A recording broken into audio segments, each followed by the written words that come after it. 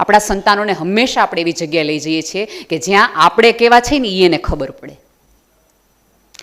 એને ખબર પડવી જોઈએ. 3 સ્ટાર હોટલમાં આપણે બર્થડે સેલિબ્રેટ કરીએ એટલે છોકરાને ખબર પડી જાય કે મારા પપ્પા પૈસાવાળા તો છે જ. રિટર્ન ગિફ્ટમાં મમ્મીઓ હંમેશા મોંઘી ગિફ્ટ આપે કે આજુબાજુવાળા બધાને ખબર પડે. અને તોય આપ્યા પછી તમારો છોકરો એવું જ કહેવાનો છે એક દિવસ કે એની પાસે છે એવું તો આપણી પાસે નથી જ તે. એની બદલે તમારા સંતાનોને ક્યારેક આવી હોસ્પિટલમાં લઈ જાઓ. હંમેશા સુંદરતા આ એક ઓલા પોઝિટિવિટીવાળાએ લોહી પીધા છે કે બધું સુંદર દેખાડો, બધું સારું દેખાડો, આમ કરો, જગતમાં કશું નેગેટિવિટી છે જ નહીં. શેની નથી? થોડી વાસ્તવિકતા દેખાડો. સાહેબે કીધું એમ જેલના લોકોને મળાવો, દેખાડો કે તમારો નાનો એવો ગુસ્સો છે એ કેવી મોટી સમસ્યા સર્જી શકે. દેખાડો કે હાથ, પગ, નાક, આંખ ઓછું હોય તો કેવી રીતે જીવન જીવે છે લોકો.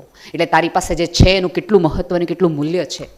કોક દિવસ કોકનો અભાવ તમે દેખાડ્યો હશે, કોકનો અભાવ દેખાડ્યો હશે તો એનો સ્વભાવ સારો થશે. પણ આપણે તો અભાવમાં સતત બાળક કરીએ એવી જ જગ્યાએ એને લઈ જઈએ. એની પાસે શું નથી એવા વિશ્વમાં આપણે એને સતત દેખાડીએ અને પછી મોટા થઈને કરીએ કે આ પેઢીને જરાય કદર જ નથી પોતાના મા બાપની. એવું નથી, એવું નથી, છે જ. પણ આપણી તાલીમમાં ક્યાંક આપણે એ ન લઈ આવ્યા. આપણે તમે જુઓ આપણા છોકરાઓને આપણે સંઘર્ષ કથાઓ કહીએ ને તો એને બહુ આપણે બોરિંગ લાગીએ. શું કામ? કારણ કે આપણે ફેરીટેલ જ કીધી, સંઘર્ષ કથાઓ નહીં. એ કયો તો એને ખબર પડે કે હા એક માણસ મુશ્કેલીમાંથી આમ બહાર આવે ને પછી રતન જેવું થઈને આવે. નહીં, પ્રેમથી એકબીજાને સમજો, એકબીજાની લાગણીઓને થોડી થોડી દત્તક લ્યો. સાહેબ પ્રાણીઓમાંય કેટલા બધા એવા કિસ્સા હોય છે કે જેના ઉપરથી એક માણસને શરમ આવે કે આવું સરસ રીતે કોઈ સાથે જીવી શકાય, આવી કોઈની સેવા કરી શકાય, આ રીતે કોઈને પ્રેમ કરી શકાય. જાપાનની એક ગરોળીની વાર્તા હંમેશા મને બહુ ગમતી હોય છે. એક ઘર હોય છે જૂનું, એમાં 10-15 વર્ષ એક વ્યક્તિ રહેતો હોય છે. પછી એ ઘર વેચાઈ જાય છે, ઘરનું રિનોવેશન થાય છે. પણ એ રિનોવેશન દરમિયાન એને એવું થાય છે કે ભાઈ ના આ બધું જ સરસ છે પણ થોડી આ દિવાલ આમ કરી નાખવી જોઈએ, આ લાકડાની દિવાલ છે ને થોડી આમ કરાવડાવી નાખવી જોઈએ. એટલે કામ ચાલતું હોય છે. એમાં એક ફોટો ફ્રેમ હોય છે. એમાં એ જોવે છે કે એક ગરોળી રોજ એ ફોટો ફ્રેમ નીચે જાય, 3 ટાઈમ જાય ને પાછી આવતી રહે છે, 3 ટાઈમ જાય ને પાછી આવે. એટલે એને થોડું ક્યુરિયસ થઈ જાય કે ભારો ટાઈમ ટેબલ, ઘડિયાળ વગરના એમ પ્રાણીઓ જીવી શકે બહુ કહેવાય.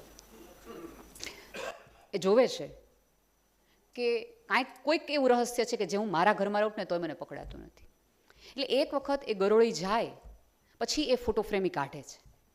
ફોટો ફ્રેમ કાઢે છે ત્યારે એને ખબર પડે છે કે એક તિરાડ છે અને તિરાડમાં એક બીજી બાજુની દિવાલ વચ્ચે થોડો ગેપ રહી ગયો છે.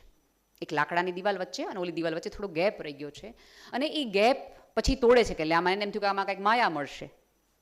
એ જેવું એ તોડે જ ને એટલે એક ગરોળી નીચે પડી જાય છે જે અંદર હતી. પછી એને સમજાણું કે ઓકે જેટલા ઓલા માણસે રિનોવેશન પહેલી વાર કર્યું હશે અત્યાર સુધીમાં એ દિવાલમાં આ ગરોળી ફસાઈ ગઈ છે અને બીજી ગરોળી છેલ્લા 11 વર્ષથી ને 3 ટાઈમ ભોજન પીરસી રહી છે.